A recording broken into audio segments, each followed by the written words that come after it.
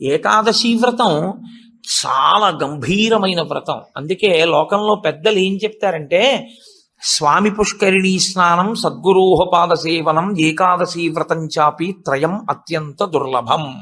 ఈ మూడు చెయ్యలేరు అని చెప్తారు. ఎందుకు చెయ్యలేరు? స్వామి పుష్కరిణీ స్నానం, అక్కడికి వెడతాడు, ఆనంద నిలయం చుట్టూ 100 మార్లు తిరుగుతాడు, కానీ పుష్కరిణిలో స్నానం చేద్దామన్న ఊహ వాడికి రానే రాదు. సద్గురోహ పాద సేవనం, సద్గురువు పాదములు పట్టుకునే అవకాశం ఇవ్వడు. ఎందుకు ఇవ్వడు? ఒక్కటే కారణం, నాకు అసలు కాళ్ళ నొప్పులే ఉండవంటాడు. ఆయన అసలు కాళ్ళు పట్టించుకోవడం ఆయన జన్మాంతరంలో ఆయన చేయడు. కాబట్టి అసలు గురువు గారి కాళ్ళు బట్టి అదృష్టం నీకు ఎప్పుడు వస్తుంది? నువ్వు ఆయన కాళ్ళు నిప్పెడితే కదా నువ్వు వెళ్ళి పట్టుకోవడానికి. కాబట్టి ఆయన కాళ్ళు పట్టుకునే అదృష్టం ఉండదు. సద్గురోహ పాద సేవనం. ఏకాదశి వ్రతం చాపి, ఏకాదశి వ్రతము చెయ్యలేడు. ఎందుకు చెయ్యలేడో తెలుసా అండి? మీరు అంగీకరించినా అంగీకరించకపోయినా శాస్త్రీయమైన, వేదప్రోక్తమైన, ఋషిప్రోక్తమైన ఒక పెద్ద రహస్యాన్ని మీకు ఇప్పుడు చెప్తా. ఏకాదశి వ్రతం ఎందుకు కష్టం? మీ అబ్బాయికి ఉద్యోగం వస్తుంది, సత్యనారాయణ వ్రతం చెయ్యి, చేస్తాడు. మీ అమ్మాయికి పెళ్ళి అవుతుంది, ఈ వ్రతం చెయ్యి, చేస్తారు. నువ్వు చచ్చిపోయేటప్పుడు ఈశ్వరుడు గుర్తొస్తాడు, చచ్చిపోయేటప్పుడు ఎలా ఉంటుందో అలా ఊహించుకుని ఈ వ్రతం చెయ్యి అంటే, ఇప్పుడు వద్దులేండి తర్వాత చేస్తానంటే కదండి. ఏకాదశి వ్రతం నిజానికి అంతే. ఏకాదశి వ్రతం ఎందుకు చేయిస్తారో తెలుసా అండి? ఉపవాసం, అన్నం తినకూడదు. అన్నం తినకపోవడం కాదు, అన్నాన్ని పచనం చెయ్యడానికి కావలసిన సంభారములను స్పృశించి పచన ప్రయత్నమునందు నిమగ్నము కాకూడదు. అంటే ఏకాదశి నాడు ఉపవాసం ఉండి ద్వాదశి నాడు కాకరకాయ పులుసు పెట్టి వండుకుందామా, వేపుడు చేసుకుందామా అని ఆలోచించకూడదు. ద్వాదశి పారణ కోసం ఏకాదశి నాడు కాయగూరలు తరుక్కోకూడదు. ద్వాదశి నాటికి పనికొస్తుందని ఇవాళ పప్పు నానపోయకూడదు. అంటే అసలు మీ శరీరమును పోషించుకోవడానికి కావలసిన ఏ పనిని ఏకాదశి నాడు చేయకూడదు. మరి ఇంక ఏకాదశి నాడు ఏం చేయాలి? అసలు చాలా నిష్కర్షగా మాట్లాడితే నిర్జలోపవాసం, ముక్కోటి ఏకాదశి. నీటిని త్రాగకూడదు, ఉమ్ము మింగకూడదు. ఈ నిర్జలోపవాసం ఎందుకు చేయిస్తారో తెలుసా అండి? మనుష్యులలో 199 మంది తెలిసే వెళ్ళిపోతారు. అకస్మాత్తుగా అనాయాసంగా వెళ్ళడం మహాదృష్టవంతులకి తప్ప జరగదు. సాధారణంగా 199 మంది వెళ్ళే మార్గం ఏమిటంటే, రెండిటిని ఎండగట్టి పంపుతారు. ఒకటి నీరివ్వరు, 2 అన్నం పెట్టరు. ఎందుకని అంటారేమో, తీసుకెళ్ళి ఎక్కడ పడుకోబెడతారు ఇంటెన్సివ్ కేర్ యూనిట్లో.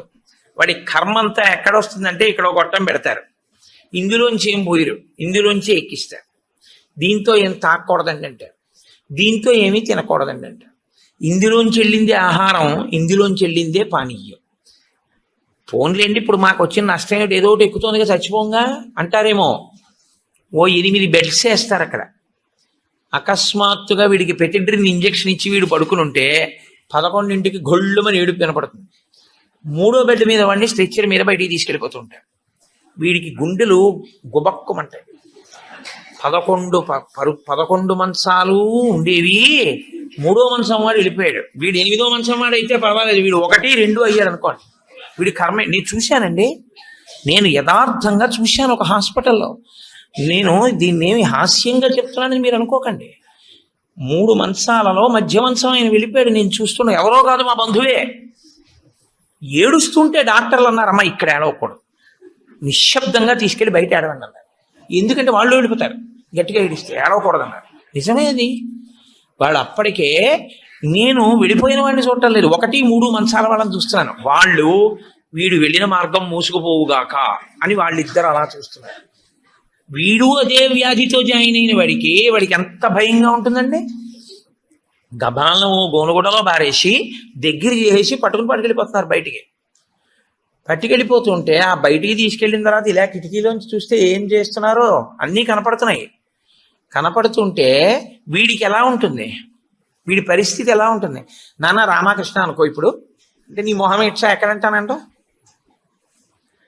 తినలేడు, తాగలేడు, బయటికి వెళ్ళలేడు. తింటే తప్ప తాగితే తప్ప నిద్ర పట్టడం అలవాటుగా చేసుకుని ఉన్నవాడు కడుపు నిండా తింటే కనుబడిపోతుంది. అందుకని రాత్రి అయ్యేటప్పటికి బాగా తినేసి పడుకోవడం, నిద్రైపోవడం, మళ్ళీ లేవడం, మళ్ళీ తింటూ ఉండడం, ఇది అలవాటు అయిపోయింది చాలా కాలంగా. ఇప్పుడు కాదు, కోట్ల జన్మలుగా జీవుడు అలవాటు చేసుకున్నాడు దీన్ని.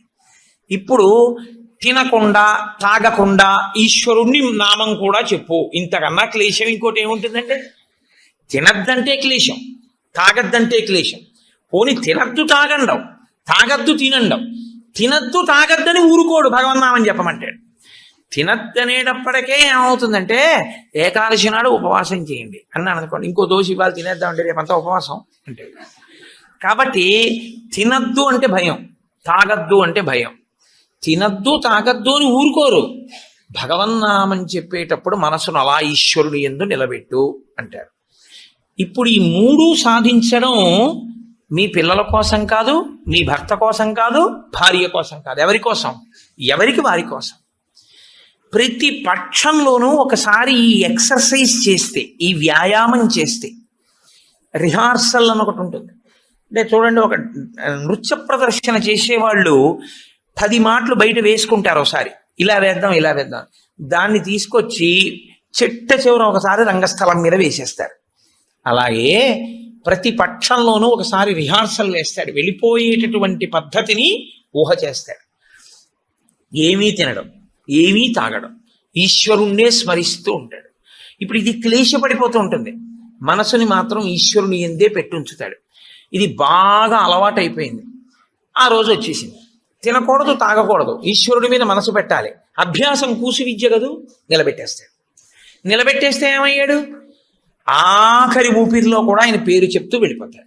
మరి డాక్టర్లు ఉన్నారు కదండి అని మీరు అనొచ్చు, 1,000,000 మంది వైద్యులు కూడి వచ్చినా కానీ మరణమయ్యేది వ్యాధి మాన్పలేరు.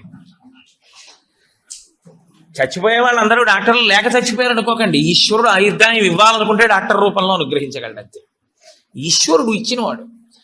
కాబట్టి ఏకాదశి వ్రతానికి ఉన్న ప్రధాన ప్రయోజనమేమి? అది మృత్యువుని వచ్చినప్పుడు ఎలా ఉంటుందో తత్సంబంధమైనటువంటి తర్ఫీదు మనసుకు ఇచ్చుట. అందుకే ఏ వ్రతానికి చెప్పండి ఏకాదశి వ్రతం చాపి త్రయం అత్యంత దుర్లభం అని ఎందుకంటారో తెలుసా అండి? అసలు నువ్వు అలా ఊహ చేస్తూ కూర్చుని సిద్ధంగా ఉండడం 1/2 గంట చెయ్యలేవు. ఓ వారం ఓ పక్షంలో చేసి అయ్యి బాబోయ్ అలా మళ్ళీ ఏకాదశి వచ్చేస్తే మళ్ళీ అలా ఊహిస్తూ అలా ఉండాలంటే భయంగా ఉందండి, ముక్కోటి ఏకాదశి చేసేస్తానండి అంటే. కాబట్టి ఈశ్వరుడు అంటాడు, పోన్లే ఏడాదంతా చేయలేవా, బెంగెట్టుకోకు, ఏడాదంతటికి బదులుగా ముక్కోటి ఏకాదశి చేస్తావా, అప్పుడు నేను ఎన్ని ఫలితాలు ఇవ్వాలి నీకు? 23 ఏకాదశుల ఫలితం ఇవ్వాలి, అథవా ఈ ఏకాదశితో కలిపి 24 ఏకాదశుల ఫలితం ఇవ్వాలి. కానీ నేను ఒకటి ఎక్కువ అడుగుతాను, దానికి తగినంత నీకు ఇస్తాను. నేను అడిగిన ఎక్కువ చెయ్యాలి, నువ్వు అడిగిన దానికన్నా కొన్ని కోటి రెట్లు ఇస్తా, 3 కోట్ల ఏకాదశుల ఫలితం ఇస్తా. కానీ మామూలు ఏకాదశుల కన్నా విరుద్ధంగా నువ్వు దీన్ని చెయ్యి. ఎందువల్ల విరుద్ధంగా చేయవలసి ఉంటుంది ముక్కోటి ఏకాదశి అంటే, మామూలు ఏకాదశి నాడు మీరు ఉపవాసం చేసేటప్పుడు పండు కాని, కాయ కాని, అథవా కాసిన పాలు కాని తాగితే ఉపద్రవం ఏం రాదు, దానికి దోషం పట్టదు శాస్త్రం. ఎందుకంటే శాస్త్రం ఉపవాసం మీద చర్చ చేస్తుంది. ఉపనిషత్తుల్లో ఆ విషయం ఉంది, వేదంలో ఆ విషయం ఉంది. ఎప్పుడెప్పుడు ఉపవాసం ఎలా చెయ్యాలి అన్నది ఉంది. ఆదివారం నాడు కానీ, పౌర్ణమి నాడు కానీ, అమావాస్య నాడు కానీ రాత్రి ఉపవాసం మాత్రమే చెయ్యాలి, పగటిపూట ఉపవాసం చేయకూడదు. ఆదివారం నాడు రాత్రి ఏమీ తినకూడదు, పౌర్ణమి నాడు రాత్రి ఏమీ తినకూడదు, అమావాస్య నాడు రాత్రి ఏమీ తినకూడదు. ఆ ఉపవాస నియమం అక్కడ వరకే. పగటిపూట మీరు భోజనం చేసినా పలహారం చేసినా శాస్త్రం అడ్డురాదు. సాధారణంగా శాస్త్రం ఏం చెప్తుందంటే 2 పర్యాయములు తీసుకోమని చెప్తుంది. 2 పర్యాయములు తీసుకోవచ్చు, కానీ ఇక రాత్రి వేళ తినకూడదు. అష్టమి తిథి, చతుర్దశి తిథి, ఈ 2 తిథుల్లో పగటి వేళ తినకూడదు, రాత్రి వేళ తినాలి. పగటి వేళ ఏమీ తినకుండా ఊరుకుని నక్షత్ర దర్శనం అయిన తర్వాత మాత్రం భోజనం చేయొచ్చు. అది ఒక్క అష్టమి చతుర్దశి తిథులకు. కాబట్టి ఈ తిథులలో ఉపవాసాలకి, వారములలో ఆదివారం ఉపవాసాలకి, ఎందుకంటే వారాలు అన్ని యుగాల్లో లేవు, కలియుగంలోనే వారాలు. మీరు రామాయణాన్ని చూస్తే రామాయణంలో వారాలు ఉండవు, కాబట్టి వార నియమం ఎవరికి వచ్చిందంటే ఒక్క కలియుగంలోనే వచ్చింది. కలియుగంలో ఆదివారమే ఉపవాసం ఎందుకు పెట్టారో తెలుసా అండి? ఆరోగ్యం భాస్కరాది చేత్, ఆరోగ్యము సూర్య భగవానుడి యొక్క అనుగ్రహంతో నిలబడుతుంది. సూర్య భగవానుడు అధిదేవతగా కలిగినటువంటి రోజు, ఆయన యొక్క తేజస్సు ఎక్కువగా పరిపుష్టమయ్యే రోజు భానువారము, ఆదివారం. అటువంటి సూర్య భగవానుని యొక్క అనుగ్రహం కలగాలి అంటే ఆదివారం నాడు ఉపవసించాలి. ఉపవసించుట అన్న మాటని మీరు ఎప్పుడు రెండు కోణాల్లో అర్థం చేసుకోవాలి. రెండు కోణాల్లో అర్థం చేసుకోవడం అంటే, కడుపు ఖాళీ అయిన తరువాత మళ్ళీ వేయకుండుట. శరీరానికి ఆరోగ్యం ఎప్పుడు డాక్టర్ దగ్గరికి వెళ్లకుండా ఉండడానికి 3 ఉన్నవాడు వెళ్ళడు అని ఆయుర్వేదం చెప్తుంది. ఎవరు వెళ్ళడు అంటే, కడుపులో వేసిన పదార్థమంతా ఖాళీ అయ్యే వరకు మళ్ళీ వెయ్యనివాడు. కడుపులో పదార్థం వేశారనుకోండి, అది పూర్తిగా పచనం అయిపోయి కడుపు ఖాళీ అయింది, అప్పటి వరకు వేడు మళ్ళీ. అలా వెయ్యని వాడెవడో వాడు వైద్య దర్శనం చెయ్యడు. ఎడం పక్కకి తిరిగి ఎడమ చేతిని తల కింద పెట్టుకుని గుండెలు పరుపుకో బొంతకో తగిలేట్టుగా పడుకున్నవాడు వైద్యుణ్ణి చూడడు. 3, ప్రతిరోజు రాత్రి తాంబూల చర్వణం చేస్తూ కొంచెం సేపు నడిచి పడుకునేవాడు వైద్యుణ్ణి చూడడు. ఈ 3 పూర్ణారోగ్యానికి ఆయుర్వేద శాస్త్రం విధించినటువంటి నియమాలు. అందుకని అలాగే పడుకోవాలి. అందుకే మీరు ఎప్పుడైనా మహాత్ములు పడుకోవడం చూస్తే ఎప్పుడు ఎడం పక్కకే పడుకుంటారు. కారణం ఏమిటంటే, ఎడం పక్క పడుకోవడం ఆరోగ్యాన్ని ఇచ్చేస్తుంది, వైటల్ ఆర్గాన్స్ అన్నింటినీ సేఫ్ గార్డ్ చేస్తుంది. నేను ఒకసారి డాక్టర్ అని అడిగి, అది ఏమిటంటే అలా ఉంది ఆయుర్వేదంలోని. నిజమేనండి, అలాగే పడుకోవాలన్నారు. అంతేనండి, మేమైనా అలాగే చెప్తాం, ఎడం పక్కకి తిరిగి పడుకుంటే చాలా మంచిది కోటేశ్వరరావు అన్నాడు. కాబట్టి నేను పురాణాల్లో ఉన్న ఎన్నో విషయాలు డాక్టర్లను అడుగుతుంటే వాళ్ళు నిజమేనండి ఇవన్నీ అంటుంటారు. నేను శరత్కాలంలో అమ్మవారి పూజ ఎందుకు చేస్తారు అన్నదాని గురించి దేవి భాగవతంలో ఉన్న విషయాల్ని కొన్నింటిని ఒకసారి డాక్టర్ అని అడిగితే ఆయన నాకు తెల్లబోయే రహస్యాలు చెప్పాడు. మీరు చెప్పినవే హ్యూమన్ ఎనాటమీలోకి మార్చి చెప్తే మాకేం చెప్తారంటే, చలికాలంలో తమంత తాముగా నాడులన్నీ కూడా సన్నబడిపోతాయి చలిగాలికి. కొవ్వు చిన్న చిన్న చిన్న చిన్న చిన్న చిన్న గింజల్లా ఉండి పరిగెడుతుంటుంది రక్తంలో. ఎప్పుడైతే నాడులు ఇలా రక్తనాళాలు సంకోచించాయో అది వెళ్ళి ఆగుతుంది. వెనక నుంచి వస్తున్నది వచ్చి దాన్ని తగులుకుని ఆగుతుంది. గసగసాలు ఒకదాన్నొకటి తగులుకున్నట్టుగా తగులుకుని ముద్ద కట్టి ఆగుతుంది. రక్త ప్రవాహం ఆగిపోయి స్ట్రోక్స్ వస్తాయి. చలికాలంలో స్ట్రోక్స్ వస్తాయి కాబట్టి అలా రాకుండా ఉండడానికి దేవీ నవరాత్రులు చేయిస్తారు. దేవీ నవరాత్రుల్లో మృత్యుదంస్ట్ర బయటికి వస్తుందని చెప్పడానికి కారణం అది అని నేను ఒకసారి దేవీ భాగవతం శ్లోకాలు మా ఇంటికి వచ్చిన డాక్టర్ గారికి చూపిస్తే, యథార్థంగా మాకు వైద్యం చెప్పినప్పుడు దీన్ని ఇంగ్లీష్లో ఇలా చెప్పారండి, దాన్ని ఆ రోజు ఋషులు ఇలా చెప్పారనమాట అని ఆయన తెల్లబోయాడు. కాబట్టి మన ఋషులు అద్భుతంగా దాన్ని అన్వయం చేసి తీసుకొచ్చి చూపిస్తారు. కడుపులో పదార్థము పూర్తిగా అయిపోయేంత వరకు మళ్ళీ పదార్థం అందులో వెయ్యకూడదు. మీరు ప్రతిరోజు అలా వేస్తూ పెడుతున్నారనుకోండి, మళ్ళీ అది కడుపు ఖాళీ అవగానే మళ్ళీ వేశారు. మళ్ళీ అందులోంచి రసాయనాలు ఊరాలి, అది మళ్ళీ తిరుగుతూ ఉండాలి. మీ ప్రయత్నం లేకుండా ఎప్పుడూ తిరుగుతూ మీ ప్రయత్నం లేకుండా ఆగిపోయేటటువంటి స్పందనలు శరీరంలో ఈశ్వరాధీనములై కొన్ని ఉంటాయి. వాటిని మీరు అసలు ఆపలేరు. ఊపిరితిత్తి, గుండె ఇలాంటివి మీరు ఆపు అని అడగను లేరు. నువ్వు విశ్రాంతి తీసుకోవాలన్నా ఆగను. ప్రయత్నపూర్వకంగా మిగిలిన వాటి ఆరోగ్యం కోసం ఒక దాన్ని ఆపమని చెప్పింది శాస్త్రం. దేన్ని ఆపాలి అంటే, కడుపులో ఉన్న కండరముల యొక్క కదలికకి విశ్రాంతినిమ్మని చెప్పింది. కడుపులో ఉన్న కండరములకు విశ్రాంతిని ఎవరిస్తారో అటువంటి వారి ఆరోగ్యము బాగుంటుంది అని. కడుపులో ఉన్న కండరముల కదలిక ఎప్పుడు ఆగుతుందంటే, దాని లోపల పదార్థమును వేయడం ఆపితే ఆగుతుంది. అందుకని ఏం చేస్తారంటే, ఉపవాసము అన్న పేరుతో లోపల పదార్థం వెయ్యరు. వేయకపోతే ఏమవుతుందంటే కండరములు కదలవు. కండరములు కదలకపోతే కంటికి కడుపుకి దగ్గర సంబంధం. కడుపు నిండకపోతే, కడుపు ఖాళీగా ఉంటే కనురెప్ప పడదు. కనురెప్ప పడకపోతే మీరు ఈశ్వరుడి యందు దృష్టి నిలబెట్టి ఈశ్వరుడి యొక్క ఆరాధన చెయ్యగలరు. కాబట్టి ఉపవాసం అన్న దాంట్లో అన్నం తినకుండా ఉండడం అనేటటువంటిది ప్రధానమైన నియమము. దీనికి మినహాయింపు ఇచ్చి ఎట్టి పరిస్థితుల్లో చెయ్యకూడని వాళ్ళని ఇద్దరిని చెప్పింది శాస్త్రం. 8 ఏళ్లకు ముందున్నవాడు 80 ఏళ్లు దాటినవాడు ఉపవాసం చెయ్యరాదు జీవితంలో. ఈ ఇద్దరికి నిషేధం.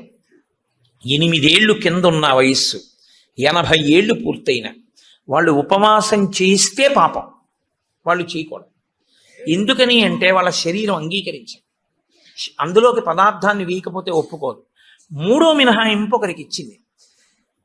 కడుపులోకి పదార్థం వెయ్యకపోవడమే విషంగా మారిపోయి శరీరాన్ని పడగొట్టగలిగిన వ్యాధి ఏదైనా సంక్రమించి ఉంటే, అంటే ఒక షుగర్ పేషెంట్ అనుకోండి, ఆయన అలా ఉండిపోయాడు అనుకోండి, ఫాస్టింగ్లో పడిపోతుంది, కోమాలోకి వెళ్ళిపోతాడు.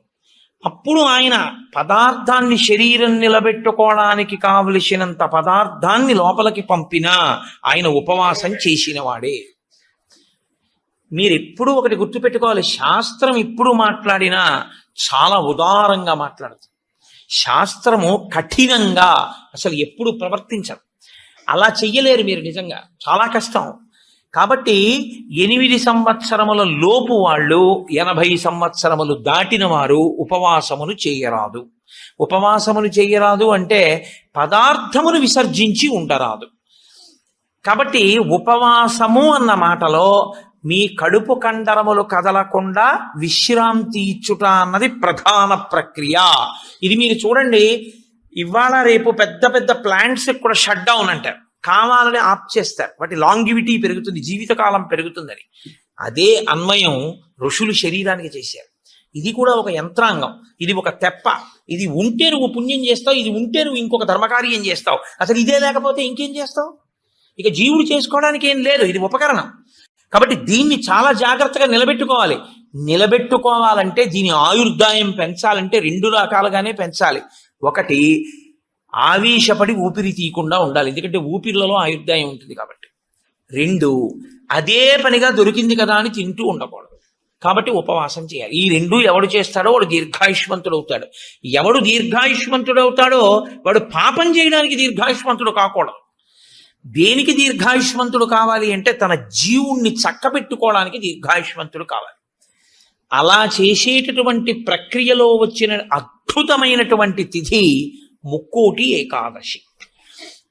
ఈ ముక్కోటి ఏకాదశి నాడు సర్వేషాం భోజనద్వయం అన్నారు. అది చాలా విచిత్రమైనటువంటి మాట. అసలు ముక్కోటి ఏకాదశి నాడు నువ్వు చెయ్యవలసినది ఏదో తెలుసా? సర్వేషాం భోజనద్వయం. ఈ శ్లోకం చాలా చమత్కారమైనటువంటి శ్లోకము. అందరూ కూడా భోజనద్వయం, 2 మాటలు భోజనం చేయండి. అదేమిటండి, సర్వేషాం భోజనద్వయం అయితే ఉపవాసం ఎక్కడుంది అందులో? మరి ఇప్పటిదాకా మమ్మల్ని పట్టుకు పీకు తినేశావు, శరీరం చెరుక్కర్రన్నావు, దీన్ని నలిపేయాలన్నావు, దీన్ని క్లేశ పెట్టాలన్నావు, ఏకాదశి నాడు పెట్టకండి అన్నావు, ఉపవాసం చెయ్యండి అన్నావు, అలా 24 ఏకాదశి 23 చేయకపోతే ముక్కోటి ఏకాదశి అయినా చెయ్యన్నావు. ఇన్ని చెప్పిన వాడివి మళ్ళీ ఇప్పుడేమంటున్నావు? ఏకాదశ్యాంతు కర్తవ్యం సర్వేషాం భోజనద్వయం. కర్తవ్యం, తప్పకుండా చెయ్యవలసిన పని. ఏకాదశ్యాంతు, ఏకాదశి నాడు ఏమి? సర్వేషాం, అందరికీ. భోజనద్వయం, 2 మాటలు భోజనం చేయండి. మరి అదేమిటి ఇప్పటిదాకా నేను చెప్పిన ఉపన్యాసం అంతా పోలా ఈ శ్లోకంలో? అది ఎందుకు శ్లోకాన్ని అలా చేస్తారో తెలుసా అండి? పెద్దలు, ఋషులు, మహాత్ములు చాలా అద్భుతమైన ప్రక్రియ చూపిస్తారు. నీకు ఆ అనుమానం బాగా రావాలనే శ్లోకాల రచన చేస్తారు. అప్పుడు నువ్వు సంతోషం ఏంటంటే నీకు కష్టపడకుండా నీకు కన్సెషన్ ఇచ్చేసినట్లు కనపడితే దాన్ని కన్ఫర్మ్ చేసేసుకోవడానికి తాపత్రయపడిపోతుంది. సుఖపెట్టడానికి ఏదైనా ఛాన్స్ ఇచ్చామనుకోండి, అబ్బా ప్రతి ఏకాదశికి నేను 8 ఏళ్లలోపు 80 ఏళ్ళు పైకి ప్రతి ఏకాదశి నాడు నువ్వు షుగర్ వ్యాధిగ్రస్తుడిని అయితే ఎంత బాగుండో అనిపిస్తుంది. ఎందుకంటే ఉపవాసం అక్కర్లేదు, ఏదో ఒకటి పడేయచ్చు లోపల. కానీ ఆ శ్లోకానికి అర్థం ఏంటంటే భోజన అంటే ఓ జనులారా, మీ అందరికీ కూడా భోజనద్వయం అంటే భోజనం 2 మాటలు చేయండి అని కదా. భో అంటే ఓ జనులారా, ద్వయం 2, ఏకాదశ్యాంతు కర్తవ్యం సర్వేషాం. అందరికీ ఏకాదశి నాడు 2 నియమములు పాటించవలసినదే. ఏమిటో తెలుసా? 2 నియమాలు. శుద్ధోపవాస ప్రథమ, శుద్ధోపవాసం, ముక్కోటి ఏకాదశి నాడు ప్రత్యేకించి శుద్ధోపవాసం. ద్వైతులు నిర్జలోపవాసం చేస్తారు. అసలు వాళ్ళు ఏకాదశి నాడు ద్వైత సంప్రదాయంలో ఉన్న వాళ్ళు, వాళ్ళ ఇంటికి మీరు వెళ్ళినా నీళ్ళు ఇవ్వరు. వాళ్ళు ఏకాదశి నాడు సత్యనారాయణ వ్రతం చేసుకోండి అంటే వాడు చేయరు. ఎందుకో తెలుసా అండి? ఈశ్వరుడికి నైవేద్యం పెట్టవలసి వస్తుంది. ఈశ్వరుడికి నైవేద్యం పెట్టద్దు వ్రతం చేస్తే, ఆయనకు కూడా పెట్టరు వాళ్ళు. ఆయనకి పెట్టడం కాదు, మీరు వాళ్ళ ఇంటికి వెడితే మీకు పండో కాయో కూడా చేతులు పెట్టరు. ఏమనుకోకండి, మీరు ఏకాదశి నాడు వచ్చారు మేము ఇవ్వలేమంటారు. వాళ్ళు ఉమ్ము కూడా గుటక వెయ్యరు, మంచినీళ్లు కూడా తాగరు. మరి అలా రోహిణీ కార్తీలోనూ అప్పుడు ఎలా ఉంటారండి అని మనకు అనుమానం వస్తుంది. అలాగే ఉంటారు. ఇక్కడ కాదు, రాజస్థాన్ ఎడారిలో ఉంటారు. తెలుసా అండి? వాళ్ళకి ఈశ్వరుడి మీద ఉన్న నమ్మకం అటువంటిది. ఏకాదశి వ్రతం వాళ్ళకంత గట్టిది.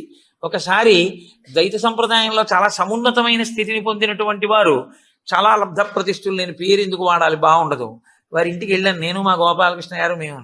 వెడితే ఆయన ఏకాదశి నాడు మేము వెళ్ళాం. వెడితే ఆయన అన్నారు, మీరు ఏమనుకోకండి, నేను మంచినీళ్ళు కూడా ఇవ్వను, ఎదురుగుండా మామిడి చెట్ల కాయలు ఉన్నాయి కానీ నేను ఇవ్వనని ఆ ఇంట్లో ఉన్న నౌకర్ని పిలిచి, నేను చూడకుండా 4 కాయలు కోసి వాళ్ళకి ఇయ్యన్నారు తప్ప ఆయన కోసి ఆయన చేత్తో ఇవ్వాల. ఆయన పెట్టలేనివాడు కాడు, పెట్టుకోనివాడు కాడు, మహాత్ముడు, చాలా గొప్పవాడు, చాలా పెద్ద పదవి చేశాడు ఆయన. ఇప్పటికీ ఆంధ్రదేశంలో స్మరింపబడుతుంటాడు.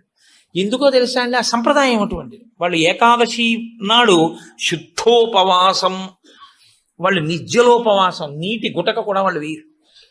కాబట్టి ముక్కోటి ఏకాదశి నాడు నువ్వు అలా చేస్తావా? 23 ఏకాదశులు మినహాయింపిస్తాను. శుద్ధోపవాస ప్రథమ అది చేసేస్తే, అయితే ఏదో అలా మొత్తానికి నేను నానా కష్టాలు పడి ఏదో అశుద్ధోపవాసం చేసేస్తానండి, 3 కోట్ల ఏకాదశుల ఫలితం వచ్చేస్తుంది కదా అంటారేమో.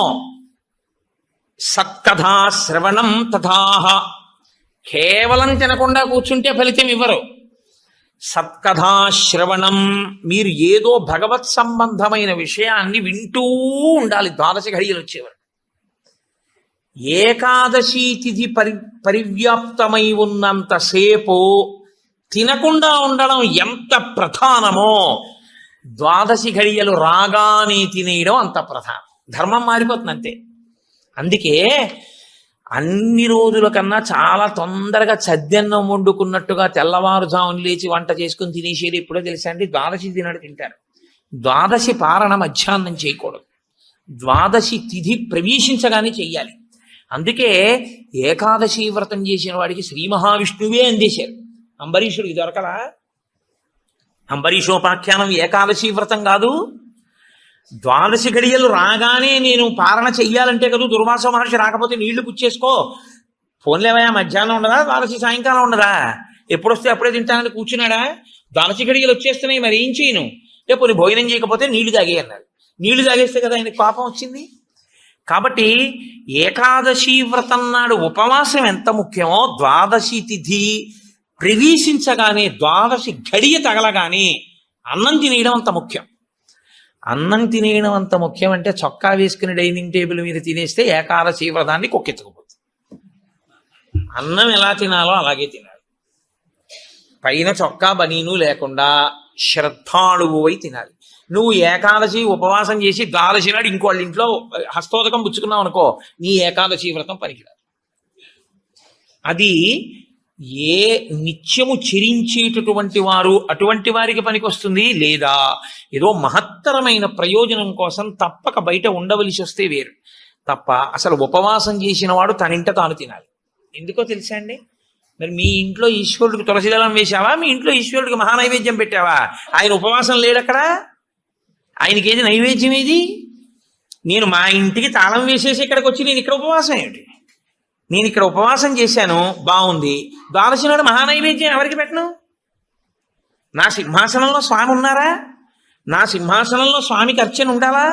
ఆయనకి నేను హస్తయోహ అర్ఘ్యం సమర్పయామి, పాదయోహ పాద్యం సమర్పయామి అని మహానైవేద్యం పెట్టానని నేను తినాలి. నేను ఎవరికి పెట్టను? నా భార్య ఏం పచనం చేసింది, ఎక్కడ వండింది? అందుకే పెద్ద పెద్ద నైమిత్తిక తిథులలో అసలు ఇల్లు విడిచిపెట్టి వెళ్ళకూడదు.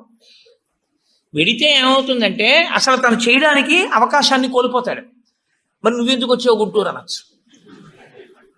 ఇంతకన్నా గొప్ప విషయం ఏదో చెయ్యవలసిన అవసరం ఒకటి ఉంది. ఈ సంవత్సరం నేను వదిలిపెట్టినా నేను అలా వెళ్ళడం వల్ల ఒక పెద్ద ప్రయోజనం ఒకటి జరగాలి అని నేను అనుకున్నప్పుడు నేను స్వామికి నమస్కారం చేసి బయలుదేరిపోతానంతే. అప్పుడు అదొక త్యాగం. నేను దాన్ని విడిచిపెట్టేసుకోవడమే త్యాగం అంతే. అందుకే ఏకాదశి వ్రతం అంటే, ఏకాదశి వస్తోంది కదండి నేను బయటికి ఎలా వస్తానని అడగాలి నువ్వు. అంతేగాని ఏకాదశి వస్తుంటే నువ్వు బయటికి వెళ్ళిపోతే వ్రతం ఎలా చేస్తావు? కాబట్టి గుంటూరు వచ్చి ఉపవాసం చేయొచ్చా? చేయకూడదు. కాకినాడలో ఉండి ఉపవాసం చేయాలి. కాబట్టి ముక్కోటి ఏకాదశి చెయ్యడం అంటే శుద్ధోపవాస ప్రథమ నిర్జలోపవాసమే. అంతకన్నా మరి నేను మినహాయింపులు ఇచ్చి చెప్పడం నా వల్ల కాదు. కానీ శాస్త్రం ఒక్కరి విషయంలో మినహాయింపు ఇచ్చింది. శరీర కష్టం చేసుకుని బ్రతికే వాణ్ణి మాత్రం ఉపవాసం చెయ్యమని నిర్బంధించవద్దు. వాడు పడిపోతాడు స్పృహ తప్పి, నీళ్లు తాగకపోతే. కానీ అవకాశం ఉన్న వాళ్ళు మాత్రం తప్పకుండా చెయ్యవలసినదే, అంతకన్నా మార్గము లేదు. కాబట్టి శుద్ధోపవాస ప్రథమ నిర్జలోపవాసమే చెయ్యాలి. యథార్థమునకు మంచినీటి చుక్క కూడా ఇక ఏకాదశి తిథి నాడు పుచ్చుకోకూడదు. ద్వాదశి వచ్చింది ఇక నువ్వు ఉపవాసం ఉండకూడదు. ద్వాదశి తిథియందు ఉండగా, తిథియందు పరివ్యాప్తమై ఉండగా నువ్వు ఉపవసించి ఉండకూడదు. మళ్ళీ వ్యతిరేక ఫలితం వస్తుంది. ద్వాదశి తిథి ప్రవేశించేసింది ఇక నువ్వు పాలన చేసేయాలంతే. ఎలా పాలన చేయాలో తెలుసా అండి? ద్వాదశి తిథి ప్రవేశించేటప్పటికి నువ్వు పరిశేచనం చేసేయాలంతే. ద్వాదశి ఉదయం 6:30కు వచ్చింది అనుకోండి, మీరు 6:30 లోపల మీ భార్య గారు మీరు సంధ్యావందనం అనుష్ఠానం పూర్తి చేసే లోపల ఆవిడ మహానైవేద్యం సిద్ధం చేసి తీసుకొచ్చి ఇచ్చేయాలి. మీరు నైవేద్యం పెట్టేసి ఆ రోజు 6:30కి భోజనం చేసేయాలి. నాకు సహించదండి అనకూడదు, చేసేయడమే. ఏకాదశి వ్రతమునందు ద్వాదశి కలిసిపోయి ఉంటుంది. నేను చెప్పింది అబద్ధం అయితే అంబరీషోపాఖ్యానం అబద్ధమే, అంబరీషోపాఖ్యానం అబద్ధం అయితే వ్యాసుడే అబద్ధం. కాబట్టి నేను చెప్పింది నిజం. ఏకాదశి వ్రతం అంటే అంతే, అలాగే చేస్తారు. ఇలా కాని చెయ్యగలిగితే ముక్కోటి ఏకాదశి నాడు నీకు నేను 3 కోట్ల ఏకాదశులు చేసిన ఫలితాన్ని నీ ఖాతాలో వేసేస్తా. ఎందుకో తెలుసా? 1 శరీరమును క్లేశపెట్టావు, 2 మనస్సును ఏకాగ్రతతో నిలబెట్టావు. కాబట్టి ఏం చేయాలంటే మార్చి మార్చి మార్చి మార్చి మార్చి మార్చి భగవత్ కథ యందు కూర్చోవాలి. మరి ఇక దేనికి లేవాలి? శరీర శోధన చేయడానికి, మూత్ర విసర్జన చేయడానికి లోపలికి వెళ్ళి నీళ్లు లేవు, మల విసర్జన చేయడానికి లోపల వేసిన పదార్థం లేదు, ఇంకెందుకు లేవడం? కాబట్టి లేవక్కర్లేదు. కాబట్టి ఏకాదశి రాగానే కూర్చుంటే ద్వాదశి వచ్చాక లేదు. అయితే అప్పుడు అందులో ఏముంది? జాగరణ కూడా ఉందా? ఉందా లేదా? ఏకాదశి నాడు ఉపవాసం అంటే అన్నం తినకుండా పక్కన కూర్చోవడం అని మీకు ఎవరు చెప్పారు? జాగరణ కూడా ఉంది. అందుకే ముక్కోటి ఏకాదశి నియమాలు అన్వయమయ్యేది మళ్ళీ 3 తిథులకు అన్వయం అవుతాయి. 1 మహాశివరాత్రి, 2 గోకులాష్టమి, 3 శ్రీరామనవమి. ముక్కోటి ఏకాదశి నాడు ఏ నియమాలు పాటిస్తారో అవే నియమాలు ఆ 3 తిథుల్లో పాటించాలి. ఈ 3 తిథులలో కూడా మీరు రాత్రి నిద్రపోకూడదు, పగల ఏమీ తినకూడదు. అందుకే చూడండి, మహాశివరాత్రి నాడు నేను పరిచయం చేయడానికి మీకు ఆ తిథి బాగుంటుంది. మహాశివరాత్రి అంటే జాగరణతో కూడిన ఉపవాసమే. అందుకని నిద్రపోయి ఉపవాసం చేసేస్తానంటే అప్పుడు ముందు రోజు ఏ ఇంజక్షన్ చేయించేసి పడుకోవచ్చు. 12 గంటల తర్వాత తెలివచ్చే ఇంజక్షన్ ఒకటి.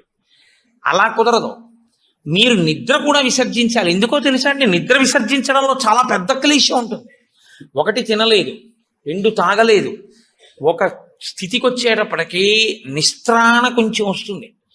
వచ్చి ఫోన్లే అలా పడుకుంటే బాగుండు, కాస్త ఉత్తరీయం వేసుకుని అనిపిస్తుంది. అలా పడుకోకూడదు. అందున దీక్షితుడు అందుకే ఎప్పుడు పడితే అప్పుడు, ఎక్కడ పడితే అక్కడ నిద్రపోకూడదు. అలాగా మీరు పగలు రాత్రి కూడా ఏకాదశి తిథి ఉన్నంతసేపు, అంటే ఏకాదశి ఎప్పుడు మొదలైందో అప్పుడు ఒక రాత్రికి కూడా పరివ్యాప్తం అవుతుంది. ఆ రాత్రి ఆ పగలు మీరు జాగరణ యందు ఉపవాసమునందు ఉండాలి. అంటే మారుస్తూ ఉండాలి. ఒకటే చేస్తున్నారనుకోండి, మనసు ఏమవుతుందంటే దాన్ని విడిచిపెట్టి ఇంకో చోటు గెడుతుంది. అందుకే ఏకాదశి చేసేటప్పుడు ఏం చేస్తారంటే సంఘంగా చేస్తారు. సాధారణంగా ఏకాదశి తిథిని ఒక్కడే చేయడం కొంచెం కష్టం. ఒక సంఘంగా అనుకుని ఏం చేస్తారంటే, ఏదో ఏకాదశి ప్రవేశించేటప్పటికి సంధ్యావందనం చేసుకుని ఇంట్లో కులదేవతార్చన చేసుకుని అందరూ కలిసి దేవాలయానికి చేరుకుంటారు. అందరూ కలిసి ఈశ్వరునికి సత్యనారాయణ వ్రతం చేస్తారు, అందరూ కలిసి విష్ణు సహస్రనామ స్తోత్ర పారాయణం చేస్తారు, అందరూ కలిసి త్యాగరాజస్వామి సంగీత విభావరి వింటారు, అందరూ కలిసి భజన చేస్తారు, అందరూ ఎవరో లేచి నాట్యం చేస్తారు, మిగిలిన వాళ్ళు చూస్తుంటారు, మారుస్తారు, మార్చి మార్చి మార్చి మార్చి భగవత్ శబ్దమునందే లీనమైపోతారు. ఏది చేస్తున్నా ఈశ్వర నామం పడుతుంటుంది. ద్వాదశి నాడు అన్నం తింటుంటే ఏది విన్నా గోవింద గోవింద అని అవే వినపడుతుంటాయి. ఇంకా ఏదో వెంకటాచలంలో 10 రోజులు ఉండి వచ్చిన వాడికి ఎక్కడ చూసినా గోవింద అని వినపడినట్టు ఇంకా అస్తమానం గోవింద అని వినపడుతుంటుంది. అంతగా నువ్వు ముక్కోటి ఏకాదశిని చెయ్యగలిగితే, అలా చేసినప్పుడు నీకు 3 కోట్ల ఏకాదశుల ఫలితాన్ని నీ ఖాతాలో వేస్తాను. నాకు ఇప్పుడు చెప్పండి, నిజంగా ముక్కోటి ఏకాదశి చేసేవాళ్ళు ఎంతమంది? ఎవరికి వెయ్యాల ఫలితం? 24 ఏకాదశుల్లో ఒక్క ఏకాదశి అలా చేయగలవా అంటే దాని అర్థం ఏమిటో తెలుసా అండి? ఒక ఏకాదశి నిజంగా అలా చెయ్యాలని మీరు అనుకుంటే కనీసం ఇంకో ఏకాదశి మీరు అలా రిహార్సల్ వేయాలి. మీరు ఇంకో ఏకాదశికి రిహార్సల్ వేస్తే అది వస్తోంది ఇబ్బంది, కాబట్టి ఆ రోజు ఇది రాకుండా చూసుకుందామని మీరు జాగ్రత్త పడతారు. ఓ పని చేస్తున్నారు అనుకోండి, ముందే ఇలా చేస్తే బాగుంటుంది, ఇలా చేస్తే బాగుంటుందని ప్రణాళిక రచిస్తారే, ప్రణాళిక రచనకు పక్కన ఇంకొక ఏకాదశి జరగాలి. అందుకే ముక్కోటి ఏకాదశి ఒక ఏకాదశి ఎవడు చేయడు, పక్కన ఇంకో ఏకాదశి చేస్తాడు. ఇది ఏదో ఏకాదశి చేశారనుకోండి, ఓహో ఏకాదశి చేస్తే ఇదిగో ఇలా ఇలా ఇబ్బందులు ఉంటాయి. నేను మీకు ఒక ఉదాహరణ చెప్తాను. ఏకాదశి రేపు వ్రతం చేద్దాం అనుకుని ముందు రోజు మీరు పుల్లని పదార్థాలు, తీయటి పదార్థాలు బాగా తినేశారనుకోండి, మీరు ఇంక దాహాన్ని ఆపలేరు. దాహము తనంత తాను పొటమరించకుండా ఉండాలి అంటే మీరు శారీరకమైన ఆంతరమైన జాగ్రత్తలు కొన్ని తీసుకోవాలి. ఒకటి, వేడిగా ఉన్న చోటుకి వెళ్ళి మీరు కూర్చోకూడదు, శరీరం పడిపోతుంది, డిహైడ్రేట్ అయిపోదు. కాబట్టి అందుకే పరమేశ్వరుడు కూడా అనుకూలమైనటువంటి కాలంలో ఇచ్చాడు, పుష్యమాసంలో ఇచ్చాడు. నీటిని శరీరం ఎక్కువ డిమాండ్ చేయదు ఈ టైంలో. ఇది ఆయన పట్టుకెళ్ళి రోహిణీ కార్తీలో పెట్టాడు అనుకోండి, అసలు ఉండడు ఆవిడ చేసేవాడు కదండి. అందుకని పట్టుకొచ్చి హేమంత ఋతువులో పెట్టాడు, తనంత తాను పైనుంచి చల్లగా ఉంటుంది. కాబట్టి ఏకాదశి చెయ్యడం అంటే దాని అర్థం ఏమిటో తెలుసా అండి? దానికి 3 రోజులు ముందు నుంచి మీరు పదార్థముల మీద అదుపులోకి వచ్చేయాలి. ఇక ఒక్కసారి అది తింటే మళ్ళీ ప్రయత్నపూర్వకంగా మీరు మంచినీళ్లు తాగాలనుకుంటే తప్ప దాహం వేయకుండా శరీరం నిలబడగలిగినటువంటి రీతిలో ఆహారం ఏది ఉంటుందో అటువంటి ఆహారాన్ని ఎంచి అంత సాత్విక ఆహారంతో నిలబెట్టాలి. ముందు నిలబెడితే ముక్కోటి ఏకాదశి నాడు నీళ్ళు అడగకుండా ఉంటుంది, శక్తి లోపల నిలబడుతుంది. అంతకు ముందు కొన్ని రోజుల పాటు మీలోని శక్తిని క్షయం చేసేయకుండా మీరు ఉండాలి, మీ తేజోక్షయం చేయకూడదు. అంతకన్నా ఇంకో మాట నేను చెప్పను. అలా మీరు నిలబడగలిగితే ముక్కోటి ఏకాదశికి మీరు సిద్ధపడగలుగుతారు. అకస్మాత్తుగా ముక్కోటి ఏకాదశి ఓటీ చేసేస్తానంటే కుదరదు. కాబట్టి అసలు ముక్కోటి ఏకాదశి అన్నదాని యందు ఎంత సత్యమైన వాక్కులున్నాయో, శరీరమును క్లేశ పెట్టడం అనేటటువంటిది శాస్త్రమునందు ప్రతి 11 రోజుల్లో ఒక రోజు తప్పదు. ఏకాదశి అంటే ఆ 11 ఈశ్వరుని యందు నిలబడాలి. 5 జ్ఞానేంద్రియాలు, 5 కర్మేంద్రియాలు, మనస్సు 11 నిలబెట్టాలి. దానికి ఉపవాసం చెయ్యాలి. అథవా ముక్కోటి ఏకాదశి నాడు చెయ్యగలిగినటువంటి ఈ పరిస్థితులన్నింటినీ మీరు సమన్వయం చేసుకున్నా, శరీరాన్ని నిలబెట్టినా, మీ మనసుని తీసుకెళ్లి ఈశ్వరుడి దగ్గర పెట్టడం మాత్రం అంత తేలికైన విషయం కాదు. కాబట్టి నేను మిమ్మల్ని అందరినీ నిరుత్సాహపరుస్తున్నాను అని మీరు అనుకోవద్దు. మీరు ఎప్పుడూ ఒక్క విషయం గుర్తుపెట్టుకోండి, మీరు ఏం చేశారు అన్నదాన్ని బట్టి 100% సిలబస్ బట్టి మార్కులు ఈశ్వరుడు వేయడు. మీ ప్రయత్నాన్ని చూసి హర్షించి వేసేస్తాడు. అసలు మీరు సంకల్పం ఒకటి చేశారనుకోండి, వచ్చే సంవత్సరం ముక్కోటి ఏకాదశి మనం ఎలా చేసుకుందాం అని ఓ 10 మంది పెద్దలు కూర్చుని వచ్చే ఏడాది మన దేవాలయంలో ముక్కోటి ఏకాదశి చేద్దాం, వచ్చే ఏడాది ముక్కోటి ఏకాదశి చేయడానికి నిజంగా అలా శరీరంలో పదార్థం వెయ్యకపోయినా నిలబడగలిగిన శరీరాలు ఎన్నున్నాయి, ఇందులో ఎంతమంది ఆ దారుఢ్యం ఉన్నవాళ్ళు ఉన్నారు, వాళ్ళని సప్తమి తిథి నుంచే మనం ఎలా సిద్ధం చేద్దాం. వాళ్ళని సిద్ధం చేసి ముక్కోటి ఏకాదశి నాడు ఎంతసేపు ఉండగలిగితే అంతసేపు ఉంటాడు. ఇక తప్పలేదు, 4 నీళ్లు గుటకలు వేయవలసి ఉంటుంది. నన్ను నమ్మండి, మీ ఉపవాసం పాడవు. అది పుచ్చుకోకపోతే ఈ శరీరం పడిపోతుంది. ఇప్పుడు ధర్మం ఏమైపోతుందో తెలుసా అండి? ఆమరణ నిరాహార దీక్ష శాస్త్రమునందు అత్యంత మహాపాపము. మీ శరీరం పడిపోయే వరకు మీరు మీ ఏమీ తినను ఏమీ తాగదు అని భీష్మిస్తే ఆ వ్రతఫలం ఇవ్వరు, పిశాచత్వం ఇస్తారు. అన్నం తినకుండా నీళ్లు పుచ్చుకోకుండా ఎవడైనా శరీరాన్ని పడగొడితే వాడి జీవుణ్ణి పిశాచంలోకి ప్రవేశపెడతారు.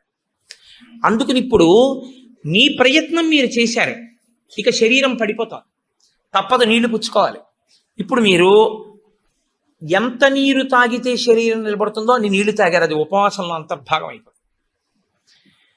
ఇప్పుడు ఒక్క అరటిపండు లోపల వేయకపోతే శరీరం నిలబడదు. ఓ అరటిపండు లోపల పడేశారు, మీకు ఉపవాసమునకు భంగము రాదు.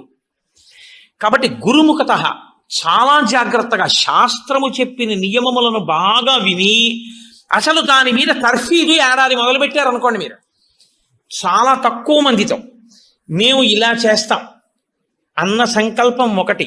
రెండు, అన్నిటికన్నా ప్రధానంగా దృష్టిలో పెట్టుకుని చేయవలసింది ఏమిటో తెలుసా అండి? నీరు పుచ్చుకోకుండా ఆహారము పుచ్చుకోనప్పుడు మనసు ఆ స్థితికి వెడుతున్నప్పుడు ఎంత ఖేదపడుతుందో ఇప్పుడు అర్థమవుతోంది. ఇప్పుడు మనసు నిలబెట్టడం అనేది ఎంత కష్టమో తర్ఫీదు చేస్తానంటూ నిలబెడుతున్నాడు అనుకోండి, వాడు ఆఖరికి ఈశ్వరుని ఎందుకు కలిసిపోతాడు. ఆ ఒక్క ప్రయత్నం వాడికి మనసు లొంగిపోతుంది అంతే. లొంగిపోయి ఈశ్వరనామమును ఎంత ఖేదంలోనైనా చెప్పడం వాడికి అలవాటు అవుతుంది. దీనికి ముక్కోటి ఏకాదశి వచ్చింది. అయితే ముక్కోటి ఏకాదశి నాడు జరిగేటటువంటి క్రతువులలో ఒక భాగంగా ఉత్తరద్వార దర్శనము అని ఒకటి ఉంటుంది. ఇది మళ్ళీ సంప్రదాయంలో ఒక్క వైష్ణవ దేవాలయాల్లోనే. అసలు ఇంకా నేను పరమ సత్యం చెప్పవలసి వస్తే ఇది యథార్థమునకు ఒక్క శ్రీరంగ క్షేత్రమునకే సంబంధించింది. అందుకే ఉత్తర ద్వారం తీయడం అన్నది ఒక్క శ్రీరంగ క్షేత్రానికే ఉంది. అసలు నిజానికి మిగిలిన క్షేత్రాల్లో ఉత్తర ద్వారాలు తీయాలనే మాటలు లేవు. కాలక్రమంలో ఏమైందంటే అందరూ శ్రీరంగ క్షేత్రానికి వెళ్ళి ఇన్ని కోట్ల మంది ఉత్తర ద్వార ప్రవేశం చేయలేరు. కాబట్టి కొంతలో కొంత ఎక్కడ ఉన్న విష్ణు క్షేత్రాన్ని అక్కడే శ్రీరంగ క్షేత్రంగా భావన చేసి రంగనాథుణ్ణి స్మరిస్తూ ఉత్తర ద్వారంలోంచి వెడతారు. ఉత్తర ద్వారంలోంచి ఆ రోజున శ్రీ మహావిష్ణువు ఏమీ చెయ్యలేనివాడు, అన్ని విధాల ఇంకా అసలు నేను ఈశ్వర ఏమీ చెయ్యలేను, నువ్వే నాకు ఆధారం, నువ్వే నన్ను తీసుకుపో అన్నవాణ్ణి ఉత్తర ద్వారం తెరిచి తనతో తీసుకుపోతాడు. ఉత్తర ద్వారం తీస్తే మీరు ఎటువైపు ఎడతారు? ఉత్తరానికి ఎడతారు కదండి. ఉత్తర ద్వారం ఎందుకు తీయడం? దక్షిణ ద్వారం తీయకూడదా, తూర్పు ద్వారం తీయకూడదా? తూర్పు మంచిది కదా, మరి ఉత్తర ద్వారం ఎందుకు? అంటే మీరు యథార్థాన్ని గమనిస్తే ఉత్తరాన ఏముంటుందో తెలుసా అండి? హిమాలయాలు ఉంటాయి, ఉత్తరాన కైలాసం ఉంటుంది, ఉత్తరాన మృత్యుంజయుడు పరమేశ్వరుడు ఉంటాడు. ఉత్తర దిక్కుకి ప్రయాణం చెయ్యడం అంటే దక్షిణ దిక్కుకి ప్రయాణం ఆగిపోవాలి. దక్షిణ దిక్కుకి ఏది ఎడుతుందంటే శ్మశానం ఉంటుంది దక్షిణ దిక్కున. ఎన్ని కోట్ల జన్మలు ఎత్తినా ఆఖరికి శరీరం వెళ్ళిపోయేది అక్కడికి. ఎవడు ఈశ్వరుడితో పాటు ఉత్తినే ఉత్తరద్వారంలోంచి వెళ్ళడం కాదు, అసలు నిజంగా ఉత్తరద్వారంలోంచి వెళ్ళడం అంటే ఏమిటో తెలుసా అండి?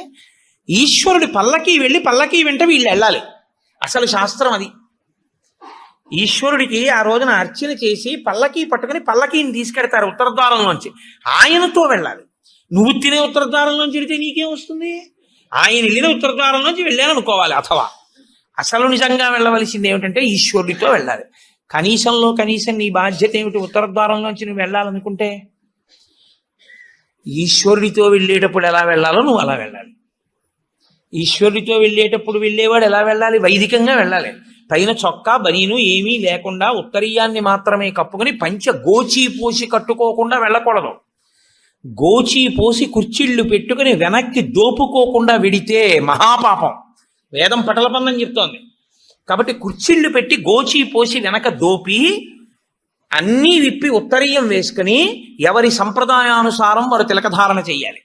నీకు ద్వాదశనామములైతే ద్వాదశనామములు, నాకు విభూతి ధారణ ఎలా చెప్తే అలా నేను విభూతి ధారణ నేను చేసి శ్రీరంగనాథుడితో కలిసి ఆయన పల్లకీతో నేను ఉత్తర ద్వారంలోంచి మౌనంగా కానీ భగవన్నామం చెప్తూ కానీ ఆయన వెంట వెడితే నా ప్రాణోత్క్రమణం అయినప్పుడు కూడా ఆయన నన్ను అలాగే తీసుకెడతాడు. ఉదారుడై నన్ను నమ్మి, శాస్త్రం నమ్మి నాతో ఓ రోజు వచ్చాడు. కాబట్టి ఇప్పుడు అలాగే తీసుకెడతానని ఉత్తర ద్వారంలోంచి తీసుకెడతాడు. ఇది ఇక ఏమీ చెయ్యలేను, నాకేమీ చేత కాదన్నవాడైనా కనీసం చెయ్యాలి. ఏమీ చేత కాని వాడన్నా చెయ్యాలి. ఈశ్వరాన్ని నాకు ఏం చేతనైనని నేను అన్నీ చేసేస్తానని ఇది మాత్రం మానేస్తాను అన్నవాడన్నా చెయ్యాలి. అందుకే శివాలయంలో ఎందుకు ఉండదో తెలుసా అండి? ఉత్తర ద్వారంలోంచి వెళ్ళేది అక్కడికే కాబట్టి ఇంకా మళ్ళీ శివాలయంలో ఉత్తర ద్వారం ఎందుకు? అంత శివకేశవ అభేదంగా ఉంటుంది ముక్కోటేకాదశి యథార్థమునకు. కాబట్టి ముక్కోటేకాదశి తిథి, ఏకాదశి తిథి అంత గొప్పవై ఉంటాయి. అందుకని ఉత్తర ద్వార ప్రవేశం చేస్తారు. అటువంటి ముక్కోటేకాదశి తిథి నాడు మీరు భగవత్ సంబంధంగా ఏది చేసినా కూడా దేశకాలాదులను అనుసరించి కోట్ల రెట్లలో ఈశ్వరుడు దాని ఫలితాన్ని ఏర్పాటు చేసేస్తాడు. మీరు రామచంద్రమూర్తిని నించోబెట్టి పంచామృతాలతో అభిషేకం చేశారనుకోండి, 3 కోట్ల పర్యాయములు అభిషేకం చేసిన తరువాత ఆ మూర్తి ఎంత తేజస్సుతో నిలబడుతుందో అంత తేజస్సుతో నిలబడిపోతుంది అక్కడ. ఇప్పుడు ఆ వంశానికి, ఆ దేవాలయానికి ఎంత శక్తి వచ్చేసిందో మీరు ఆలోచించండి. మీరు ఒక తులసిదళం పట్టుకొచ్చి శ్రీ మహావిష్ణువుకి ఇచ్చారనుకోండి, మీరు 3 కోట్ల తులసిదళాలు పట్టుకొస్తే ఏ ఫలితమో ఆ ఫలితం ఇస్తారు. 3 కోట్ల ఏకాదశుల్లో 3 కోట్ల తులసిదళాలు పట్టుకొచ్చి ఇచ్చిన ఫలితం. మీరు రేపొక్కసారి శ్రీరామ రామ రామే తిరమే రామే మనోరమే అన్నారనుకోండి, 3 కోట్ల పర్యాయములు విష్ణు సహస్రాన్ని పారాయణ చేసిన ఫలితం వేస్తారు. రేపు అన్ని 3 కోట్ల మీద వేస్తారు. రేపు మీరేమీ చేయలేదనుకోండి, 3 కోట్ల పాపాలు చేసిన ఫలితం వేస్తారు. మరి అంతే కదండి. 100 మంది పరీక్ష కడితే 30 మంది పాస్ అయ్యారని నేనంటే 70 మంది ఏమైనట్టు? ఫెయిల్ అయినట్టేగా. మరి ఏమీ చెయ్యని వాడు ఏమైనట్టు? పాపాన్ని పొందినట్టు కదా 3 కోట్ల పాపాలని. కాబట్టి ఉత్తర ద్వార దర్శనము చెయ్యాలి, ఉపవాసము చెయ్యాలి. ఇందులో ఎవరెవరు ఏ మినహాయింపులో కెడతారో మినహాయింపును అనుభవించినా తాను చెయ్యగలిగింది చెయ్యాలి. నేను ఏమీ చెయ్యలేని వాడిని అనడానికి మాత్రం నీకేమీ లేదు. నువ్వు అసలు కదలలేని వాడి అయితే ఇంట్లో కూర్చుని గోవిందనామైనా చెప్పాలి. కాబట్టి రేపొక్క రోజు ఉదయం నుంచి కనీసం రాత్రి నిద్రపోయే వరకు జాగరణ చేయకపోయినా, నిద్రపోయే వరకు భగవన్నామమునందు మాత్రమే నిబద్ధుడయ్యుంటే అంతకన్నా భాగ్యం ఏముంటుంది?